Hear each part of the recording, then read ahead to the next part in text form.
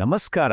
Devil trailer release ಆಗಿದೆ. So ಇವತ್ತು ನಾವು ಇದನ್ನ ಬರೀ ಒಂದು ರಿವ್ಯೂ ತರ ನೋಡೋದು ಬೇಡ, ಬದಲಾಗಿ ಒಂದು ಟ್ರೇಲರು ಸಿನಿಮಾ ಮಾರ್ಕೆಟಿಂಗ್ ಅಲ್ಲಿ ಎಷ್ಟು ಇಂಪಾರ್ಟೆಂಟ್ ರೋಲ್ ಪ್ಲೇ ಮಾಡುತ್ತೆ ಅನ್ನೋದನ್ನ ಇದನ್ನ ಒಂದು ಕೇಸ್ ಸ್ಟಡಿ ಆಗಿ ಇಟ್ಕೊಂಡು ನೋಡೋಣ. ಹಾಗಾದ್ರೆ ಒಂದು ಮೂವಿ ಟ್ರೈಲರ್ನ ನಿಜವಾದ ಕೆಲಸ ಏನು? ಸುಮ್ನೆ ಒಂದಷ್ಟು ಕೂಲ್ ಆಗಿರೋ ಶಾರ್ಟ್ಸ್ ತೋರಿಸೋದಾ ಅಥವಾ ಅದಕ್ಕಿಂತ ದೊಡ್ಡ ಜವಾಬ್ದಾರಿ ಏನಾದ್ರೂ ಇದೆಯಾ ಅದಕ್ಕೆ? ನೋಡಿ, ಯಾವುದೇ ಟ್ರೇಲರ್ನ ಪ್ರಮುಖ ಕೆಲಸ ಅಂದ್ರೆ ಅದು ಆಡಿಯನ್ಸ್ಗೆ ಒಂದು ಪ್ರಾಮಿಸ್ ಕೊಡೋದು. ಈ ಸಿನಿಮಾ ಯಾವ ತರದ ಕತೆ ಹೇಳುತ್ತೆ, ಯಾವ ತರದ ಎಕ್ಸ್ಪೀರಿಯನ್ಸ್ ಕೊಡುತ್ತೆ ಅಂತ ಒಂದು ಕ್ಲಿಯರ್ ಐಡಿಯಾ ಕೊಡ್ಲೇಬೇಕು. ಹೌದು, ಒಂದು ಟ್ರೈಲರ್ ನಮ್ಮನ್ನ ಎಕ್ಸೈಟ್ ಮಾಡಬೇಕು, ಆದ್ರೆ ಅದರ ಜೊತೆಗೇನೆ ಕಥೆ ಯಾವ ಡಿರೆಕ್ಷನ್ ನಲ್ಲಿ ಹೋಗ್ತಿದೆ ಅಂತಾನೂ ಒಂದು ಸುಳಿವು ಕೊಡ್ಬೇಕು ಅಲ್ವಾ? ಡೆವಿಲ್ ಟ್ರೈಲರ್ ನೋಡಕ್ಕೆ ತುಂಬಾ ಗ್ರ್ಯಾಂಡ್ ಆಗಿದೆ, ಅದ್ರಲ್ಲಿ ಡೌಟೇ ಇಲ್ಲ. ಆದ್ರೆ ಎಲ್ಲೋ ತನ್ನ ಮುಖ್ಯ ಉದ್ದೇಶದಿಂದ ದಾರಿ ತಪ್ಪಿದ್ಯಾ ಅಂತ ಅನ್ಸುತ್ತೆ. ಈ ಟ್ರೇಲರ್ನ ಮೇಜರ್ ಪ್ರಾಬ್ಲಮ್ ಏನು ಅಂದ್ರೆ, ಕಥೆಯನ್ನ ಕ್ಲಿಯರ್ ಆಗಿ ಹೇಳೋ ಬದಲು ಬರೀ ಸ್ಟೈಲಿಶ್ ಆಗಿ ಕಾಣಿಸೋದ್ರ ಮೇಲೆ ಜಾಸ್ತಿ ಕಾನ್ಸಂಟ್ರೇಟ್ ಮಾಡಿದಾಗೆ ಇದೆ.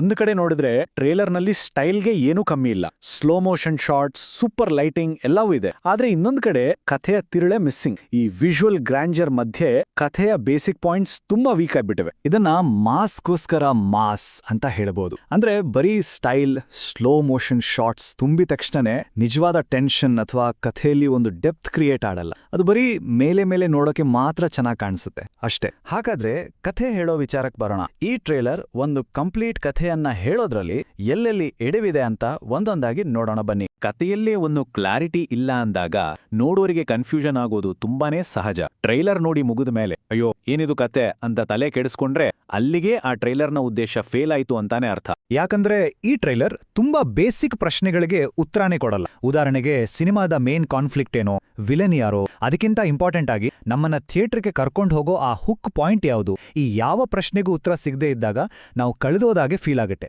ಇನ್ನೊಂದು ದೊಡ್ಡ ಪ್ರಾಬ್ಲಮ್ ಅಂದ್ರೆ ಇದರ ಜಾನರ್ ಅಲ್ಲಿರೋ ಕನ್ಫ್ಯೂಷನ್. ಇದರಲ್ಲಿ ಹಾರರ್ ಇದೆ, ಮಾಸ್ ಆಕ್ಷನ್ ಇದೆ, ರಿವೆಂಜ್ ಡ್ರಾಮಾ ತರನೂ ಕಾಣಿಸ್ತೆ, ಸೂಪರ್ ನ್ಯಾಚುರಲ್ ಎಲಿಮೆಂಟ್ಸ್ ಕೂಡ ಇದೆ. ಹೀಗೆ ಎಲ್ಲವನ್ನೂ ಒಂದರಲ್ಲೇ ಮಿಕ್ಸ್ ಮಾಡಿದ ಹಾಗೆ ಇದೆ. ಇದರಿಂದ ಡೆವಿಲ್ ನಿಜವಾಗ್ಲೂ ಯಾವ ಜಾನರ್ ಸಿನಿಮಾ ಅಂತ ಡಿಸೈಡ್ ಮಾಡೋದೇ ಕಷ್ಟ ಆಗ್ಬಿಡುತ್ತೆ. ಇನ್ನು ಕ್ಯಾರೆಕ್ಟರ್ ಇಂಟ್ರೊಡಕ್ಷನ್ಗೆ ಬಂದ್ರೆ ಅದು ತುಂಬಾ ವೀಕ್ ಆಗಿದೆ. ನಮ್ಗೆ ಪಾತ್ರಗಳ ಒಂದೊಂದು ಶಾರ್ಟ್ ಕಾಣಿಸುತ್ತೆ ಅಷ್ಟೇ. ಅವರ ಹಿನ್ನೆಲೆ ಏನು, ಅವರ ಗುರಿ ಏನು, ಅಥವಾ ಅವರ ಜೊತೆ ನಾವು ಎಮೋಷನಲಿ ಕನೆಕ್ಟ್ ಆಗೋಬೇಕಾದ ಯಾವ ಅಂಶವೂ ಟ್ರೈಲರ್ನಲ್ಲಿಲ್ಲ. ಹೀಗಾದಾಗ ಆ ಕ್ಯಾರೆಕ್ಟರ್ಸ್ ಬಗ್ಗೆ ಇನ್ನಷ್ಟು ತಿಳ್ಕೋಬೇಕು ಅನ್ನೋ ಇಂಟ್ರೆಸ್ಟ್ ನಮ್ಗೆ ಬರುತ್ತಾ? ಖಂಡಿತ ಇಲ್ಲ. ಕಥೆಯ ವಿಚಾರವನ್ನ ಬಿಟ್ಟು ಈಗ ಸ್ವಲ್ಪ ಟೆಕ್ನಿಕಲ್ ಸೈಡ್ ಅಂದ್ರೆ ಎಡಿಟಿಂಗ್ ಕಡೆ ನೋಡೋಣ. ಎಡಿಟಿಂಗ್ ನಲ್ಲಿ ಮೇನ್ ಆಗಿ 3 ಸಮಸ್ಯೆಗಳು ಕಾಣಿಸ್ತೆ.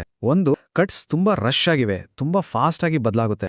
2, ದೃಶ್ಯಗಳ ನಡುವೆ ಒಂದು ಸ್ಮೂತ್ ಫ್ಲೋನೇ ಇಲ್ಲ. 3, ಈ ಗಡಿಬಿಡಿಯಲ್ಲಿ ಯಾವ ಸೀನ್ಗೂ ಇಮೋಷನಲ್ ಇಂಪ್ಯಾಕ್ಟ್ ಕೊಡೋಕಾಗ್ತಿಲ್ಲ. ಅಂದ್ರೆ ಸೀನ್ಗಳಿಗೆ ಉಸಿರಾಡೋಕೆ ಸ್ವಲ್ಪನೂ ಟೈಮ್ ಕೊಟ್ಟಿಲ್ಲ ಅನ್ನೋ ಹಾಗೆ ಇದೆ. ಹಾಗೇನೆ ವಿಜುವಲ್ ಕ್ವಾಲಿಟಿಯಲ್ಲೂ ಒಂದು ಕನ್ಸಿಸ್ಟೆನ್ಸಿ ಇಲ್ಲ. ಕೆಲವು ಶಾರ್ಟ್ಸ್ ನೋಡಕ್ಕೆ ಸಖತ್ತಾಗಿವೆ, ಆದ್ರೆ ಕೆಲವು ವಿಎಫ್ಎಕ್ಸ್ ಶಾರ್ಟ್ಸು ಸ್ವಲ್ಪ ಗ್ರೇನಿ ಆಗಿ ಅಷ್ಟು ಕ್ಲಿಯರ್ ಆಗಿ ಕಾಣಿಸಲ್ಲ. ಕೆಲವು ನೈಟ್ ಸೀಕ್ವೆನ್ಸ್ಗಳು ನೋಡಿದ್ರೆ ಲೋ ಬಜೆಟೆಡ್ ಶೂಟ್ ಮಾಡಿದ ಹಾಗೆ ಫೀಲ್ ಆಗುತ್ತೆ. ಕಲರ್ ಗ್ರೇಡಿಂಗ್ ಕೂಡ ಕೆಲವು ಕಡೆ ಓವರ್ ಆಗಿದೆ. ಇದೆಲ್ಲ ಸೇರಿ ಟ್ರೈಲರ್ನ ಓವರ್ ಆಲ್ ಎಕ್ಸ್ಪೀರಿಯನ್ಸ್ಗೆ ಸ್ವಲ್ಪ ಡ್ಯಾಮೇಜ್ ಮಾಡುತ್ತೆ.